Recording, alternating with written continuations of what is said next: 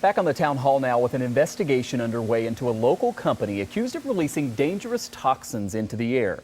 Toxins that are considered a threat to public health, linked to infertility, birth defects, developmental disorders, also compromised immune systems, even cancer. The full story from our reporting partners at Investigative Post will air tonight at 11. But we want to kick off that coverage here at 5:30 with Investigative Post editor and executive director Jim Heaney, who joins us live. Jim, always good to see you. So tell us about this. These toxins coming from a waste incineration plant in Niagara Falls. It's Covanta, Niagara. They admitted to burning these PFAs. Those are per or polyfluorinated substances. They're used in a lot of common household products, things we use every day. What is the issue here, and why is this burning possibly so toxic? Well, I congratulate you for being able to pronounce the chemical, because you're one up on me.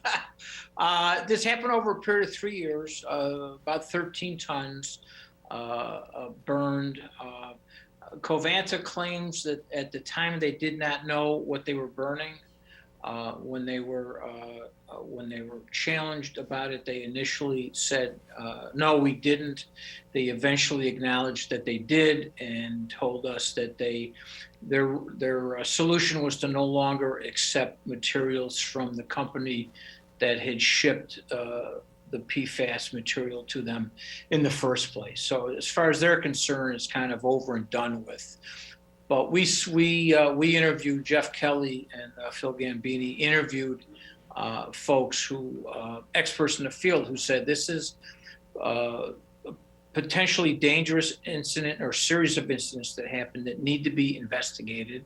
And furthermore, the city of Niagara Falls council and mayor ought to take steps to outlaw this, to make sure that this never happens again. And again, that full story airing tonight at 11 by Jeff Kelly. Something that's interesting, Jim, Investigative Post turns 10 this week, right? So first of all, congratulations on a decade of doing this. We're proud to partner with you and your team. A lot of the biggest stories that you all have been able to broke have been regarding environmental reporting, and not sort of the politics with environmentalism, right? But these have been important stories to our region and to communities on issues that I think are overlooked in a lot of cases. Yeah, we've done a lot on lead poisoning in the city of Buffalo that has been a problem for decades, but didn't get much public scrutiny.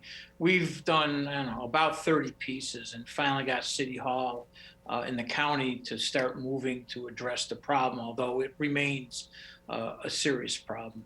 We've done a lot on water quality as well. Our local rivers, creeks, and streams are polluted with untreated sewage every time there's a heavy rainfall.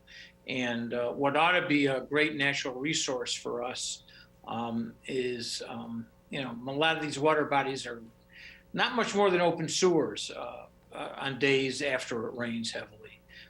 So there's a lot that we've covered. There's a lot that still needs to be covered, because this region's environment, which ought to be one of our strongest assets, is a real challenge. You've got the legacy of pollution from industry over the years. You've got the ongoing water quality issues, and like I say, there's a lot that remains to be covered. Yeah, and 10 years of annoying politicians from Jim Heaney, which you were doing that. You were doing that decades before you moved from the Buffalo News to Investigative Post. Environmental reporting was done by my reporters for the most part. I will just take credit for pointing them in the right direction and saying, go get them. Yeah, that's a fair point. I got about 30 seconds left, Jim. The news industry has gone through such massive changes over the past decade since you moved to Investigative Post. How do you kind of process that as you look back at 10 years of now doing this? Well, audiences have fragmented. Revenues for just about everybody have declined. Nonprofit news organizations like mine are kind of a trend of the future. When I started, there were about 4 dozen in the country. There are now 360 and counting. So the industry is in a great deal of transition, and local news is suffering as a result. Jim Heaney is editor of Investigative Post, founder, the man in charge. We'll leave it at that. And make sure to look for that reporting tonight at 11 as well on the situation up in Niagara County. Jim, good to see you. Thanks, Michael.